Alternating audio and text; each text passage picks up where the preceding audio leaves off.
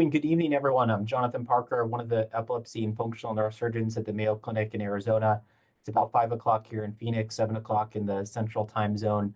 And thank you so much for logging in tonight to join us for another installment of the ASSFN webinar series. And tonight we have two great speakers who are going to be giving a sort of a second part follow-up to the last session with really a focus on how to optimize DBS targeting, but this time a focus on advanced tools, imaging techniques, and research methodologies. And I'd like to introduce our two speakers and then advise you as well during the webinar, please ask questions and put them in the chat, and then I'll sort of curate those at the end after Dr. Wu and Dr. Miller have been able to give their talks, and look forward to having a lively Q&A session at the end. So our first speaker tonight will be Dr. Chengyuan Wu. He's a professor of neurosurgery and radiology at Thomas Jefferson University, also chief of the Division of Epilepsy and Neuromodulation Surgery, and the fellowship director for the Functional Neurosurgery Fellowship. He also has a hobby and interest in barbecue as well, and he'll be leading off today for the first part of the hour. And then we'll be followed by friend and colleague as well, Dr. Kai Miller, who's an adult and pediatric neurosurgeon up in the north, the Cold Mayo and Mayo Clinic, Rochester, where he's a professor of neurosurgery, also a professor of biomedical engineering at Mayo Clinic, Rochester, and also directs the cybernetics and motor physiology lab called the CAMP lab. So with that introduction for our two great speakers, I'm going to hand things over to Dr. Chengyuan Wu to lead off for the first 20 minutes, and then we'll transition over to Dr. Miller. And thank you once again, everyone, for logging in tonight. All right, great. Thank you. Hopefully everybody can hear me. Thanks for the introduction. My name again is Chengyuan Wu. I'm at Thomas Jefferson in Philadelphia. And today I've been asked to talk about imaging techniques and tractography-based targeting, advanced techniques for DBS targeting. The first part is a little bit more on the basic side in terms of imaging parameters and protocols and how we can best visualize our targets, and then I'll move on to the tractography part for the latter part of my talk. Here are my disclosures, none of which are particularly relevant. Obviously, a few of these companies make DBS devices, but again, not going to be talking about those in particular. So ultimately, the important factor here, and the reason we talk about these advanced techniques, is that the most important thing when we talk about DBS targeting is accurate electrode placement. We know that accuracy of placement in terms of relative to patient anatomy is the most important factor for long-term outcomes. And that's particularly important because there are variations in patient anatomy. And you can see from these examples here on the left-hand side, there might be different angles in which the subthalamic nucleus is tilted that affects the coordinates. And on the right-hand side here, you can see that there's a good example for the GPI. If you went just by the indirect coordinates of 21 millimeters lateral from midline, in this patient, it would lead you too far medial. This red dot here is going to be where would be in the internal capsule. And for that patient, you would need a more lateral coordinate of 25.4 millimeters. On the other hand, you might have a patient with a more narrow head where a indirect target of 21 millimeters would put you too far lateral and effectively here in the putamen, whereas a direct target of the anatomy gets you at about 17.5 millimeters. So variations of patient anatomy exist, and the ability to visualize that beforehand is a most powerful tool. So ultimately, that sort of preoperative imaging becomes very important, especially now in the MR era, but existed before even MRI. Lars Leksell has this quote from the mid-'80s when MRI was just emerging, and that imaging has two components, really: diagnostic and the stereotactic localization. And this may apply to, in his era, pneumoencephalograms, as well as MRI and emerging, but really this applies primarily to MRI now. And so because of that, that stereotactic localization MRI should be considered part of the therapeutic procedure. And because of that, It's ultimately the surgeon's responsibility and should be closely integrated with the operation. And so I really take this to heart in terms of having at least some foundational understanding of MRI and understanding what we can do to make things better for ourselves and make our lives easier as surgeons. So, next slide here.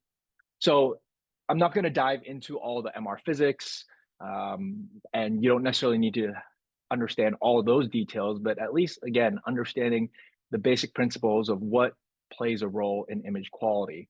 So when we look at that, there are certain factors that battle each other. Acquisition time is certainly one of them. The signal to noise ratio that we want in the image is another.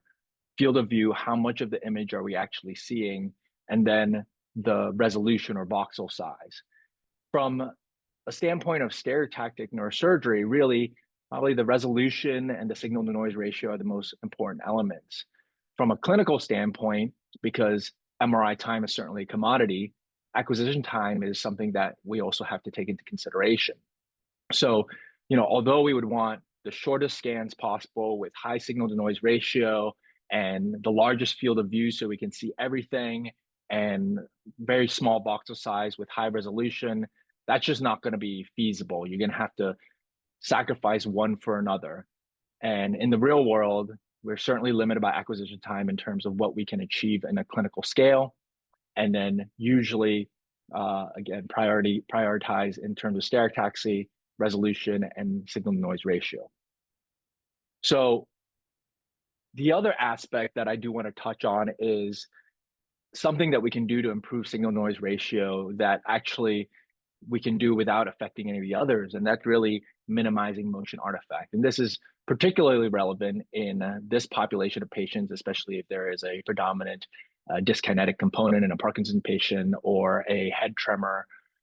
Just like any other picture that is taken, if there's movement during the acquisition of that picture, there's going to be blurriness. So this is one example on our scanner where it's the exact same acquisition protocol. On the left-hand side is a patient that was not anesthetized, but had some degree of head tremor. And so certainly the borders of all the nuclei are much more blurred and you're not able to see them as well. You can take that same patient, and if you put them under anesthesia or eliminate movement in some other way, you get much crisper imaging. So again, just like any other imaging, like if you take with a camera, I'm sure you will have seen it when you try to take a picture in low light, you not get as clear imaging if there's movement involved, and that's that same principle.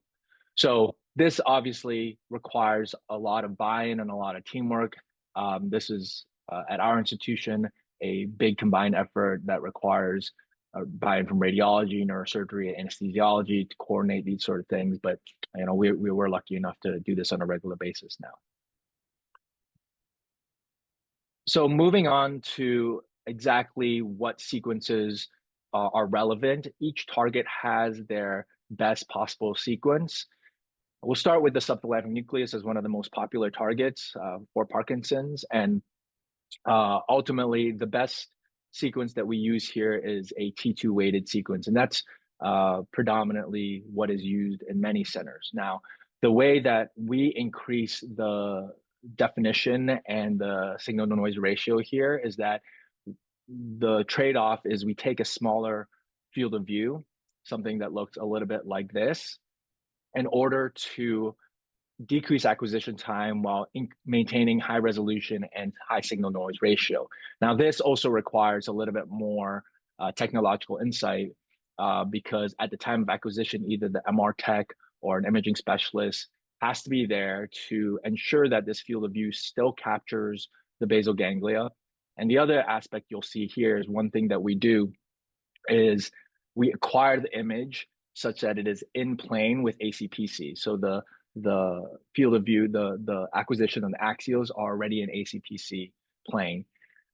That provides a little bit better clarity because as you'll see on the next slide, when you have to reconstruct images, even if you acquire it in a volumetric fashion, it's still not quite as good as in plane resolution at the plane of acquisition. So the best chance that you have for high image quality is acquisition on the ACPC plane. So this is an example of the images that I'm lucky enough to plan off of. And you can clearly see here, moving from top left to bottom right, you're going from inferior to superior, and you see red nucleus clearly. You see the borders of the subthalamic nucleus as this hypointensity, and all the way up to that bottom right, which is approximately at the level of ACPC, which is where the top of the STN roughly is. You still see the very superior portion of the subthalamic nucleus, which is probably the most important aspect to see. So on multiple slices, you see it in this fashion, and really helps facilitate planning where the electrode should be. As I mentioned, when you reconstruct this image on a coronal, which you may want to do to get a better sense of what your medial lateral trajectory is going to be, here you can still somewhat see the border between STN and SNR, the substantia nigra, although you can already tell that on this reconstruction, the resolution isn't quite as good, but still gives you pretty good imaging so that you can help with planning in both planes. The other popularized sequence for the STN is a QSM sequence, a quantitative susceptibility mapping image. So this is a quantitative MRI. So instead of looking at relative contrast between tissue, you're looking at numerical values that are directly assigned to different tissue types. And this does require some post-processing on the back end. So it does require some expertise in terms of being able to do that and then getting it back into this image space. But as you can see here, very clear delineation of the subthalamic nucleus, and even better in terms of delineating the subthalamic nucleus from substantia nigra. All right, moving on to the globus pallidus. There are a couple different options here. This is a proton density sequence, which is similar to a T2 type sequence. Both of these have what we call long TRs, or repetition times. The difference between a T2 and a proton density is that a T2 has a relatively long echo time as well, but a proton density has a shorter echo time. Because they share the same long repetition time, you can get kind of 2 for 1 in what's called a dual echo sequence. So you send a single pulse out, you get a echo earlier on, and that's your T2 sequence, and then you can get a second echo later on, and that's your proton density. So you can effectively do a single scan acquisition, a dual echo, and get both a T2 and a proton density in the same time frame. And this is what we used to do, so that whether it was a GPI target or an STN target, we could have the same acquisition sequence.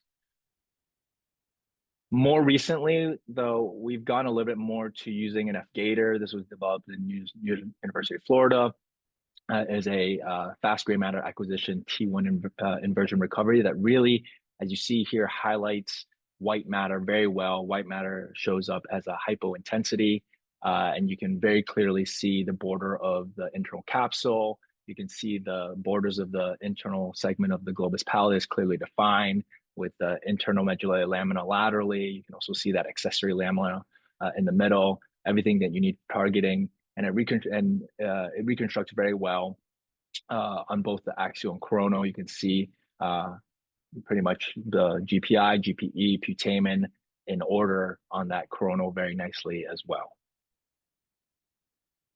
Now, those are, in my mind, the easier ones. Both the STN and GPI are fairly readily visible on those sorts of sequence. Where it becomes a little bit more difficult now becomes the motor thalamus or BIM. And as you know, the thalamus itself, on clinical scans at least, it's not really possible to see the differentiation between the different separate nuclei. But what we can use as a surrogate is a representation of where the dentatorubral-thalamic tracts enter the or exit the thalamus at the base of the thalamus. And this is one such example. It's again a proton density sequence. This was published by Dr. Schwab and his colleagues back in 2015. And it shows that you can see those blue arrows. There's that hypointensity that represents the DRT tract on a proton density.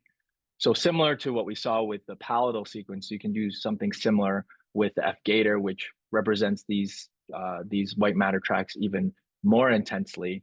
What you can see here is, again, at the level of ACPC, which typically correlates with the bottom of the thalamus, you can see that there is this hypo-intensity right around here. If you can see this pointer on both sides, you can see the lateral border of the thalamus here. And that does roughly correlate with approximately 1/4 of the ACPC distance, as you can see here, anterior of the PC or posterior of mid-commissure point, whichever way you want to look at it. So the indirect targets roughly do align with this as well. But again, a drawback of this is that it's only really showing the DRT at the bottom of the thalamus and only on the single plane. You certainly lose it within the motor thalamus itself. And so this is why we are going to talk also about other techniques, other data streams that we can incorporate, like tractography, to look at other portions of the thalamus, particularly that entire ventral aspect of the thalamus, which is our target for DBS for tremor. So using tractography is something obviously a little bit more novel and something that we started doing a while ago. And the justification really lies in the fact that when we look at the effects of DBS, there's a movement towards understanding that this is a connectomic therapy, that the electrical field that we are generating in the brain is actually more or less stimulating the passing axons more so than the nuclei themselves, and that the nuclei are simply proxy targets for these white matter tracts. And we see that tract involvement is associated with clinical outcomes. Briefly, hyperdirect pathway is one such pathway that passes the subthalamic nucleus that has been associated with motor improvement. The DRT, again, is clearly identified as one that helps with tremor, both with STN as well as VIM stimulation. And then other fiber tracts that cross between the STN, the GPI, and the thalamus are also implicated in the actual effects of DBS. So if we're going to start targeting these tracks specifically, it's, again, important to understand the tools at hand. And so one key point I want to emphasize is the different ways of actually calculating the tracks that are generated and not just taking them for face value, because sometimes we see these pretty pictures and we say, oh, that's great, let's just rely on that entirely. And I think that is one big caveat that we need to avoid. So with the two, whether you, no matter how you acquire the image acquired is going to be a diffusion-based sequence and looks at the movement of water molecules. The one main modality of doing this is with deterministic tractography, and that assumes one dominant fiber direction and generates a single streamline, and as such, it's faster computationally. Whereas probabilistic methods considers a distribution of possible fiber directions, is better at handling crossing fibers, and ultimately, because of that, produces multiple streamlines and forces the decision towards the surgeon in terms of making sense of all of that. And so this is one such example where on the left, you have a single solution and a single pathway, but with probabilistic, you get multiple options. And so I think this is important because as a surgeon, I'd like to have the data in front of me instead of having the computer make that decision for me ahead of time. So we did this direct comparison between deterministic and probabilistic methods. And the short of it is that you can certainly be fooled by deterministic methods. And when we compared it and delineating the motor portion of the STN and GPI, the deterministic method sometimes failed and gave you wrong answers. You can see in the top there that it said the motor component was anterior, where we know the limbic component is. And so that also emphasizes the importance of understanding your baseline anatomy and knowing what should be expected in terms of ground truth. This is, again, like I mentioned, more important in terms of the thalamus, where we cannot see these borders, and we can apply these similar principles, looking at connections between the motor thalamus that pass through the thalamus, the motor cortex passing through the thalamus to the contralateral dentate nucleus, these decussating DRT fibers, and create these probabilistic maps, as you can see here, that show this is where the highest density or likelihood of motor connections are to the motor thalamus. I think just as important is that we do this on the sensory side of things to delineate VC or sensory thalamus as much as possible. And so we can plan along that ventral thalamus, a trajectory that tries to best cannulate the motor thalamus while avoiding the sensory thalamus. In our early experience of this that we published a few years ago now, we saw that this was not only feasible, but also highly efficacious, producing results that were similar to an awake procedure. We did this with tractography under anesthesia, purely based off of imaging. And I'll bring this point back up, is that when you look at the actual, what did the tractography actually do? It did exactly what we want imaging to do in terms of accounting for patient-specific variability. And that although the average location of implant on the cohort was fairly similar and tended to push us more posterior than indirect coordinates, you can see there's a dispersion of the planned trajectories where the medial lateral coordinate may have changed on the order of 2.5 millimeters, 3 millimeters, more than 3 millimeters anterior posterior. So when doing so, we are accommodating for patient-specific variability, which I think is the most important thing in terms of using this imaging preoperatively. My last point here is that I'm a big advocate, as you can see, of using probabilistic tractography, but those methods are not as readily available. This is work done out of UT Southwestern that shows that you can use deterministic methods. This is for focused ultrasound targeting, but it uses the same principle, similar principle, and uses a combination of decussating as well as non-decussating DRT fibers, and looking at the overlap, as well as, again, what I think is most important, identifying those medial lemniscus or sensory fiber pathways so you can know what you should be targeting, and more importantly, what you should avoid. So ultimately, hopefully I've made it clear that it is a neurosurgeon responsibility to understand at least the basics of MRI and be able to have your discussions with either your MR physicist or your neuroradiologist about how to optimize preoperative imaging. There are key sequences that enable direct visualization of DBS targets that I have shown today, and that is a little bit more limited when we're looking at the motor thalamus, and tractography can help enhance that, giving you additional data that should be taken in consideration in addition to those anatomical images. Again, I'll say probabilistic tractography is superior, but in certain scenarios, deterministic methods can be used with caution. So I'll end it there. I think that's my time, and I'll pass it over to Dr. Miller for his component. Thank you. That was very nice, Dr. Wu. It's kind of fun that you ended on a Gary Larson cartoon, because I'm opening on one. What I'd like to talk about today is basically DBS targeting using a combination of image-based targeting. So what Dr. Chen has already explained, I think, quite well to us. I'll review a little bit of that. And then I'll also talk about some of the things we do when we have patients awake, including microelectrode recording. There is some controversy about doing it awake versus asleep, or with or without microelectrode recording. I think the one caveat I would say is that the arguments that are made in favor of doing things asleep are that good enough metrics are met. And I think for everybody, they just have to decide whether or not, when they do it awake with microelectrode recording, if that's actually influencing their surgeries very often. And you quantify this for yourself and adjust your practice accordingly. These are my Bibles. Of course, the most important Bible that any of us may have, if we're lucky, is a great movement disorder neurologist colleague. And I will often have my colleague in the room with me. For targeting, I think the Shelton, Brandon, Warren Atlas is great. And for intraoperative electrophysiology, the stuff I'm going to be talking about today, I think the Montgomery book is really nice. So a few practical aspects as we get started. We think about the different pieces of the construct. I like to minimize the footprint of any of these, of all of these. So I countersink my extension attachment. I countersink my anchoring device.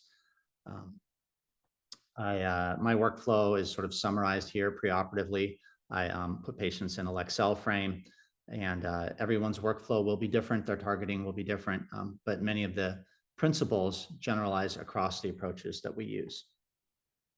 I use a CT venogram for every case as my registration scan. The reason why I do this is because my biggest fear in these cases is causing a massive bleed. And by using a venogram, my registration scan also has my vessels on it. So I'm not relying on the degree to which two images are registered to one another to determine whether or not I'm near a vessel.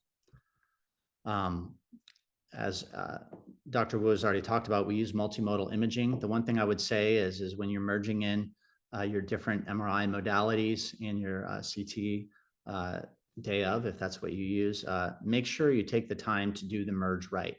Okay, so if you just quickly let the algorithms do it, oftentimes these are off by 1 millimeter or 2. And so the best accuracy you're going to have is that error. So make sure you do the merge right. That does put a lower bound on the best possible accuracy you have. So you want to really take the time to do the merge right. I like to bring my incisions off of where the hardware will be. So for VIM, this is what my incisions will look like. Oftentimes they look like this for STN as well. I make these little arcs, and then I have my burr hole locking devices off of the incisions themselves, and then I tunnel posteriorly such that I don't have any hardware passing under my incisions or directly under them in terms of locking mechanisms or the lead wires themselves. I do countersink. So what that means is that you drill down the outer table of the skull such that your either your lead locking device in this case or your extension device sits roughly flush with the outer table of the skull. Aside from the nice cosmetics, I think it's nice because you're less likely to have erosions over time. It does take longer, and in the case of your extensions, it means you need to take slightly larger incisions in order to do it. I just found that over time, my patients seem to like the countersinking a lot more, so I've stuck with it. When we think about elements of targeting, again, Dr. Wu touched on this, but we have indirect approaches to targeting. So this is where we use proxies, as he illustrated nicely. We do have atlas-based approaches, and this is where our targets are determined based on known structures, whether we can see them or not. They get merged in based on the registration of an atlas into the scan that you have for a particular patient. And then we also have a direct targeting, and that's where we see the targeted structure and go for it. So indirect targeting for most of our DBS applications, and really most of the software that's out there, it relies on the anterior and posterior commissures. The reasons for that are they used to just be able to take lateral x-rays more or less. And if you fill the ventricular system with contrast, you can pick these structures out. And so that's where it comes from. And then what we do is we basically will determine our targets based on how far they are from those landmarks. The ACPC coordinate system is then really good for targets if you're going to be doing indirect targeting, which I think is maybe a reasonable starting point, but most people should have some direct aspect of their programming incorporated. But really, it's good for structures near the third ventricle because those landmarks are in the third ventricle. A lot of us will use atlas-based registration. So the different software programs have atlases built in. They'll generate some structure for you, and you can then target that structure they've given. What I would do is for the structures that you can see really well, compare the segmentations of the atlas-based structures that you see with the structures that you actually see on your real imaging, and you'll lose a lot of trust in a purely atlas-based approach. So I do think we should use the different sequences that we can to identify the structures that we want. We are able to do customized segmentation. This is not to endorse any particular off-label device or anything else, but there are things out there where that allow us to select different kinds of atlases or build our own custom atlases, and then deform structures on our own accordance. And that helps optimize the registration between the atlas structure and the MRI of that particular patient. This sort of details our workflow. You have to go back and forth between DICOMs and NIFTIs, which is just another type of way of storing MRI images. And basically, there are a bunch of workarounds for that, but they're all sort of self-created, and you can find those on the internet. I'm not going to endorse any particular one. We also perform direct imaging. You've seen things like you can see subthalamic nucleus. This is showing it on SWI images. We can compare what we can see here. For example, for GPI, we can compare things we can directly see on a white matter nulled image with our atlas registration and see how closely those align. But oftentimes we can look along our trajectory views and directly see borders. And I would encourage you to do this as much as possible. Try to identify boundaries yourself, not just trajectories, based on the rules that you know, so that you start to develop a 3D intuition for the structures that you're going after. Optic tract is at the bottom of the GPI trajectory. We'll be coming back to that later.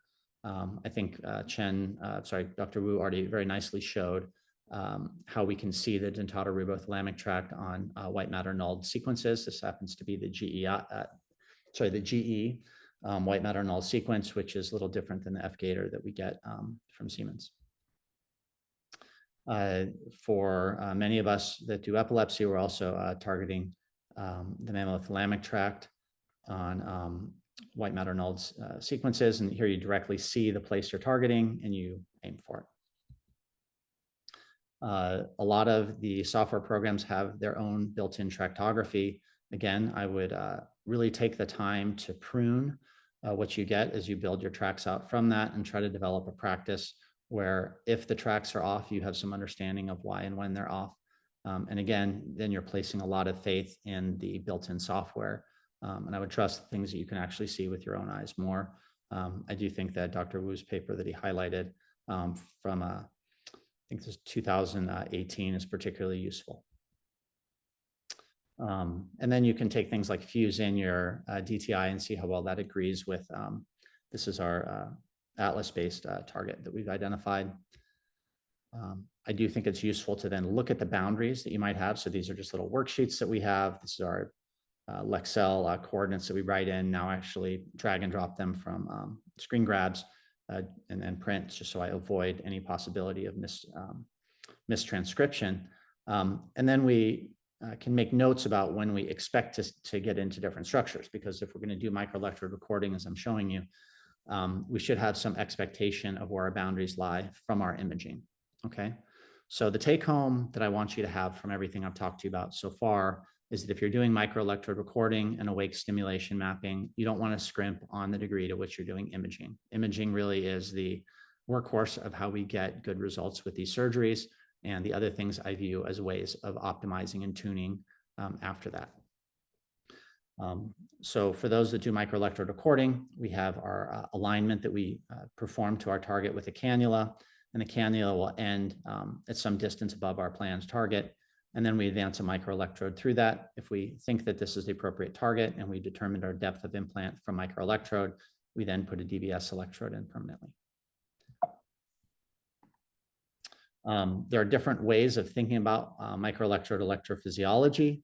The first would be exploratory. This is how things were done classically, where people use some number, typically 3 or 5 tracks, and the multiple simultaneous electrode measurements should build out some 3-dimensional delineation of the borders of the structures that we're targeting, and then you determine your optimal tract from that.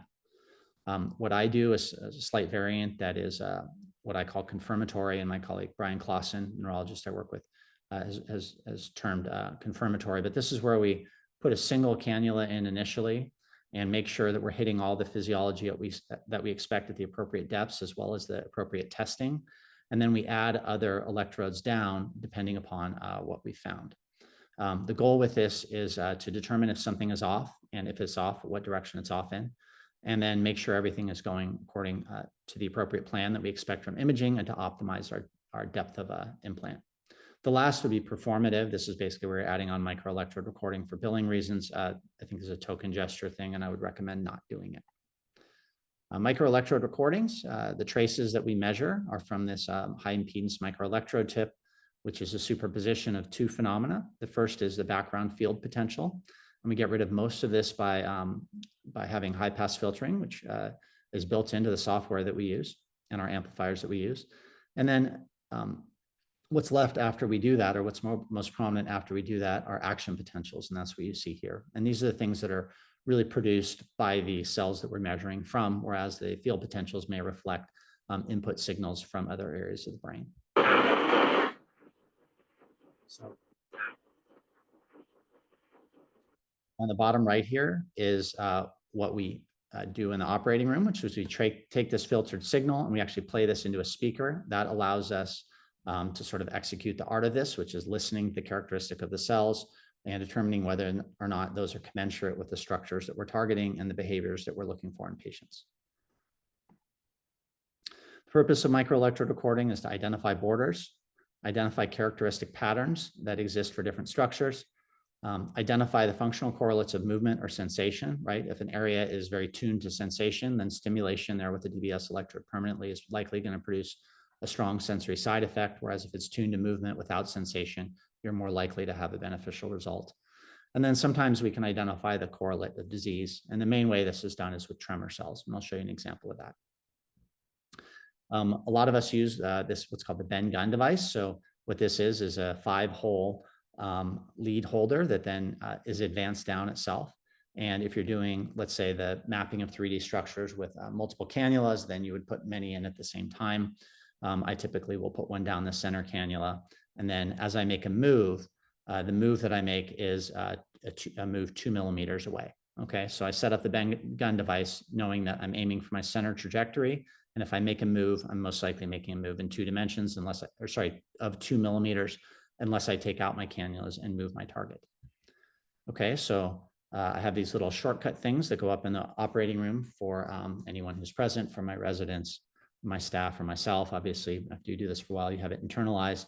But you want to think about where your side effects should be with stimulation, and also what kinds of cells you expect to get, right? Internal capsule, things should be quiet. Stimulation of oculomotor areas or sensory areas should produce concordant symptoms from the patient. And this little cue here tells me my center guide, and then where my electrodes, where my next cannula would go 2 millimeters away. If you hear about an X configuration, that just means that it's rotated 45 degrees compared with anterior posterior, which is what we do for subthalamic nucleus. The reason for that 45-degree angle is that moves us directly away from the capsule. So for STN, you're going to move posterior medially.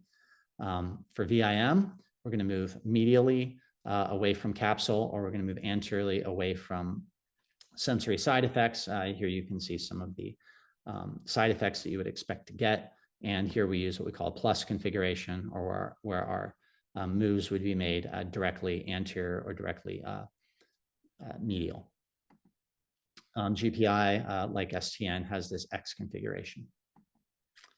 So as we do this electrophysiology, we advance our microelectrode and we stop on regular intervals to listen to cellular activity and to look for tuning to behavior or to disease. This is the setup that I use. So this is the holder here that I can advance things through. This is the bend gun device. And then you can see this in situ here with a single cannula. And then you have a drive that you can either advance manually or you can use a remote. I advance manually so that I feel like I'm doing something during this part of the surgery. I'm lucky enough to have neurologists in with me. I know a lot of very great surgeons who do this testing themselves by getting things in situ and then running a remote while they go around and test the patients personally.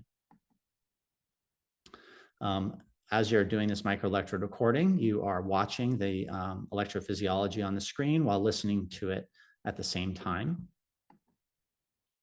And really, you want to be thinking about what's the optimal depth that you're going to have so that you can get the sweet spot of your segmented electrodes into the place where you have good correlates with the behavior you want, meaning motor tuned, where you don't have sensory, and you want those segmented levels of the directional electrodes at that sweet spot. Whether that's, well, that's different for every structure. You should know what things should sound like at different depths. This is a nice, just a nice track picture from my postdoc, Matt Baker, showing what the different kinds of cell types we very frequently encounter on our way down a globus pallidus tract are. And you want to get used to this. And as you do this enough during your fellowship or during your own practice, you develop, you get tuned into what these sound like. We have worksheets that we use. So the worksheets begin by our tip microelectrode recording, and we take notes as we go for every depth. And then we perform macroelectrode stimulation, which I'm going to show you in a moment. And then that determines where we put our permanent DBS electrode, which we then also test for efficacy and side effect in the case of movement disorders. You should have a wide open interaction space for microelectrode recording. You'll be directly interacting with the patient, so that's very useful.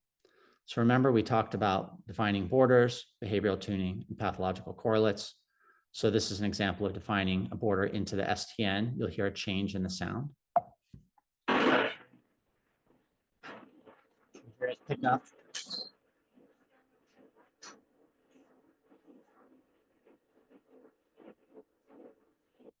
So you could hear the transition from the internal capsule into the subthalamic nucleus, what was relatively quiet. And then you hear what people describe as raindrops on a tin roof. I don't know many of us who've been somewhere overnight where there's a tin roof. I don't know that I have, but you do get used to the rolling sound of it. It sounds very different than for example, the regular patterns that you get when you're down in substantia nigra. We can also listen directly to passing action potentials in axons in one particular example, and this is how people used to target GPI. Now I just do this to make sure that my planned implant target depth isn't all the way into optic tract, because that's where our GPI tract terminates.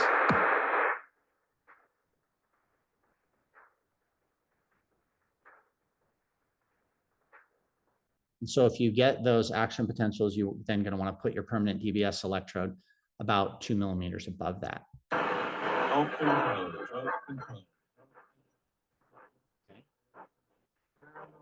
So that's an example of motor tuning to volitional movement. And so this is where the patient is actively moving with a cue that you give them. Oftentimes people will delineate between what's called VOP, or the basal ganglial input portion of the thalamus, and VIM by whether or not there is this volitional component versus a purely passive component.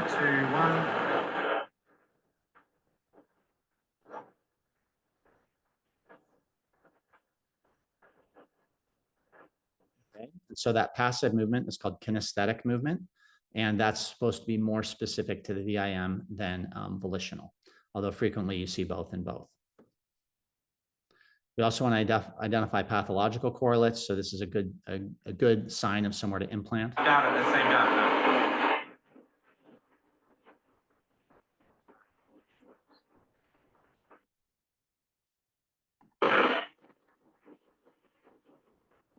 So that's a tremor cell. That's most frequently what I mean when I say pathological case. In fact, this is really the only pathological cell type we know to look for now, other than finding tuning to sensory side effects. And the last thing we do is test stimulation, either through the ring itself or through the lead. So what you want to do is you want to see efficacy when this is turned on. So what you see here is the stimulation is turned on, the tremor goes away. Okay, and then you want to see your stimulation get turned off. Sorry, when your stimulation is turned off, you want to see if the tremor comes back. Now, something that's particularly, that can confound this is that oftentimes when you put in your cannula and your microelectrode, you have a microlesional effect, and they have a decrease in their tremor just because of the act of traumatizing the tissue within the target structure. This is an example of side effect to be very aware of. Okay. Okay, so I want you to watch for this bulbar side effect. And then the last Here. one. And you feel just the pulling there? Yeah. There you see the side of her face Okay, that's pulling. fine. Okay, so if you see this, you're going to move away from capsule. For those that are interested, we did recently create 2 review articles that go through general principles of stereotaxy, and then a framework for characterizing error when you have error in your measurements. These QR codes will take you there. So that brings my talk to a close. I want to thank you all for attending. I want to thank the organizers as well as our moderator, Dr. Parker. Thank you so much, Dr. Miller and Dr. Wu. Those are both great talks, and I think great resources as well for our learners and our trainees on the call, something to go back to and review, and those great video examples and electrophysiologic recordings, as well as the example imaging sequences. I think these are all really powerful resources for those of you training to become functional neurosurgeons. So I'd like to transition for the last couple of minutes here to have some of the questions from the audience, and thank you so much for the questions that have come in. And please, if you're sitting on a question right now, don't be shy. Put it in the chat, and we'll get through as many of these as we can. So the first one that I want us to start off with, sort of to both of you, a question about commercial planning for platforms like StealthStation or BrainLab. Any difficulties registering in sequences like the limited field of view, T2 or QSM sequences, given that these are thin slices? Do you have any tips and tricks of how to get those to register in a line properly? I'll go first, I guess. So it's a great question because people have asked me about that limited field of view T2 that we get. The secret sauce there, unfortunately, is that because we do get our DBS done under anesthesia, we can kind of rely on the fact that the different sequences are obtained with the patient not moving. So in that same scan, have a full brain T1, which is much easier to do with a larger field of view. And that kind of serves as our base. And, that ultimately has the T1 with the GAD. And that's what we use for planning. Inherently, that will then set it up so the T2 limited field of view is obtained immediately after that in the same scanner space. So we're already ahead of where we need to be, and any additional registration, you're already starting at a much closer spot. But if without that, it would be much more difficult to register just that. If you didn't have that and you were concerned that they're in different spaces, you would have to kind of get to that similar point manually first, and then also reduce your field of view on your base image along with your to match what you're registering to. It becomes a little bit more complex, not impossible, but a little more complex.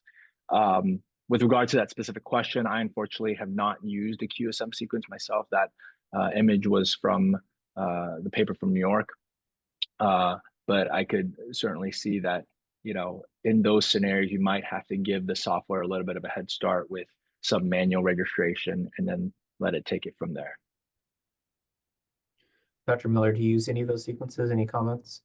Well, yeah, not QSM. I typically will use the SWI for STN. What I find is that, so I use either Stealth or BrainLab. I'm not endorsing either. Those are the two that I have access to. On BrainLab, it has the ability to narrow the region of interest that you use for fusion. And there are structures that are very different on different types of sequences in terms of the degree of artifact they introduce locally. The bone is the biggest one. So oftentimes I'll then limit the region of interest that's used for the merge, which you can do in BrainLab, over and over and over until I get it right. And again, you got to take the time to get it so that you have good registration. And the way that you check registration, and sorry, I don't have I don't have the software open right now, but what you do is you use some fiducial point, and then you go back and forth between the two different images, and then you check that fiducial point. And that fiducial point will often be the bifurcation of a vessel. And you want to check your accuracy in terms of how accurate it is moving forward and backward within the two sequences after your merge, as well as medial lateral, just to make sure you don't have rotations.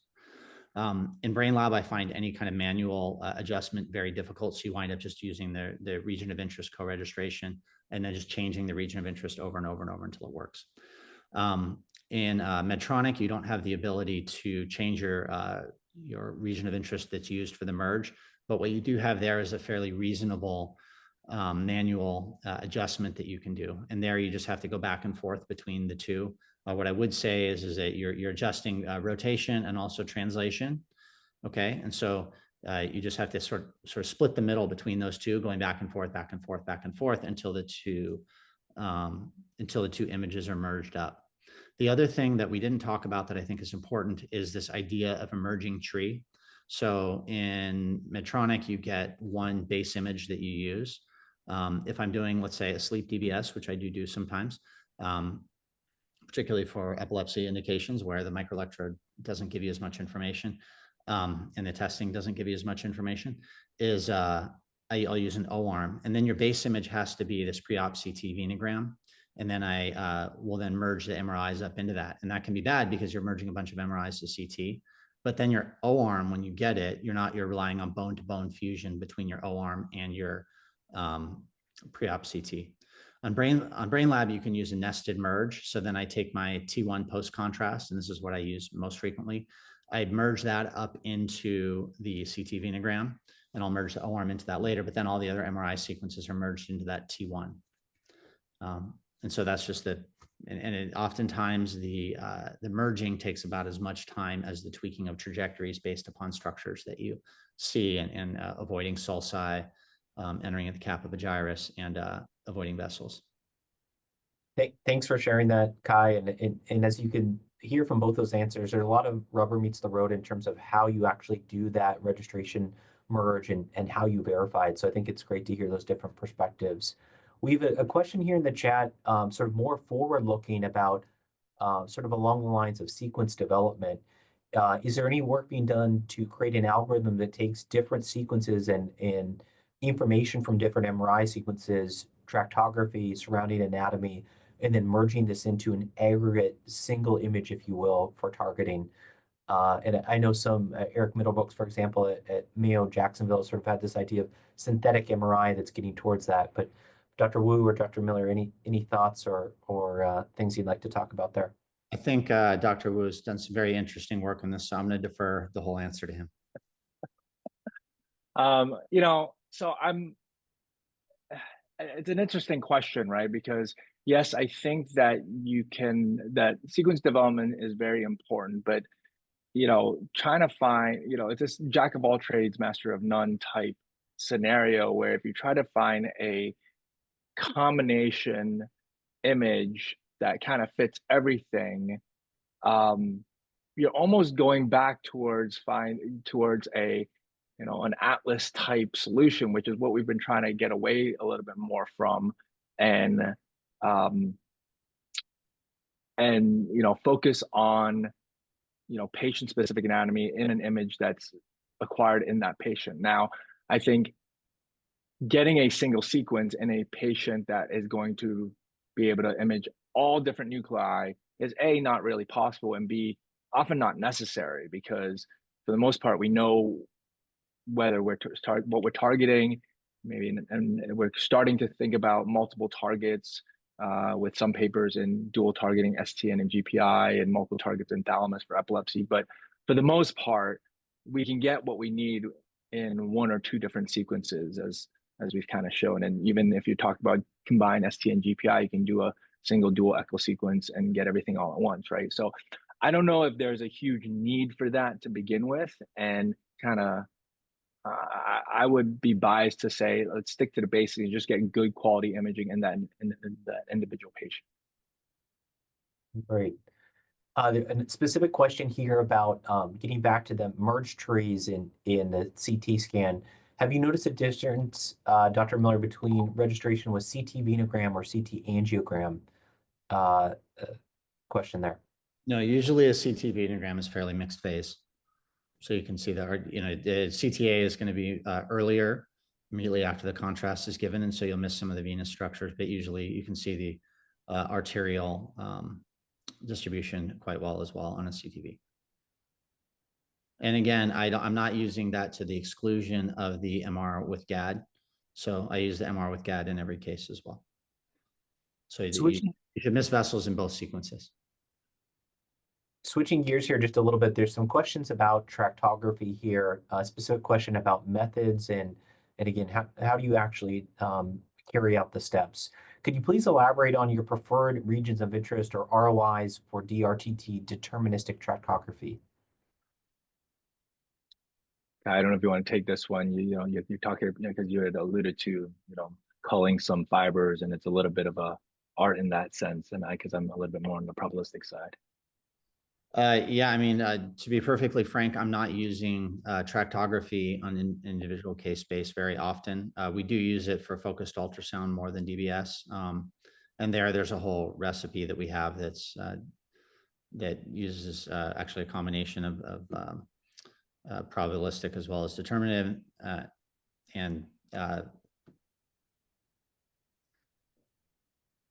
I don't know that there are a lot of people where it's central to how they do the surgery. I don't think I'm not nearly the expert that Dr. Wu is. I think he's better qualified to that. I'm rarely changing my decision based on DTI.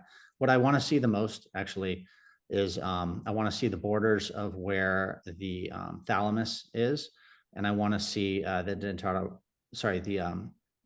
dentatorubothalamic tract at the base of my trajectory. And those are where most of my confidence comes from. You know, I guess to directly address the question so we don't skirt around it is that, you know, ultimately you're still choosing, you know, motor cortex Some will choose the entire motor cortex. Some will try to isolate down to hand motor. I actually haven't found a huge difference when you have that. In general, the larger your seed ROI is, the better chance you have of actually getting good fibers to track.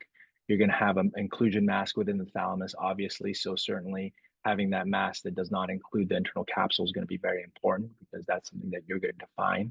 And then ideally, whether you're trying to identify decussating DRT versus non-decussating DRT, you're going to select the dentate nucleus in the cerebellum, which again is probably going to be a little bit larger of an ROI than the actual dentate, whether it be contralateral or ipsilateral. With the understanding that contralateral probably is more anatomically appropriate, but deterministic methods can have some difficulty with that. One last point I'll kind of reiterate is that at its core, understanding the anatomy and what we should expect is important. Yes, there should be patient variability, but it shouldn't throw us off by, orders of centimeters. If you see a tract that is being generated by the algorithm that's somewhere very distant from where you expect it to be, you have to change your ROI to get you closer to kind of what you would expect in the realm of possibilities. So having that fundamental understanding of where these tracks should generally be, I think, is a key point, and instead of just hanging our hat entirely on that tractography. Really good points there about how to incorporate it into your workflow. And just as we round out the hour here, a couple questions on electrophysiology, switching back over to Dr. Miller. I was wondering how much of a correction in the final implant site you typically get from addition of MER to awake cases. Is it minimal enough to rely solely on imaging? Obviously that's going to vary from surgeon to surgeon and target to target, but appreciate your thoughts there. So what I would say is that microelectrode recording influences the depth that I place my DBS electrode at in every case.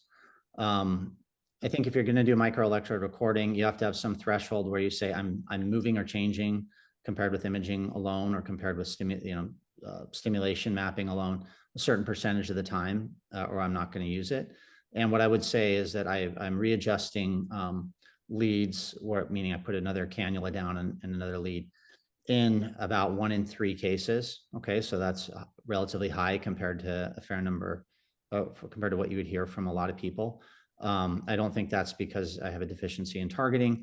I think that's because I'm trying to optimize the lead. What I would say is I think there was a question from one of actually somebody that I looked up to as an expert in the field a long time, Dr. Cosgrove, in the chat, asking about the reason to do MER was to adjust for brain shift in the past.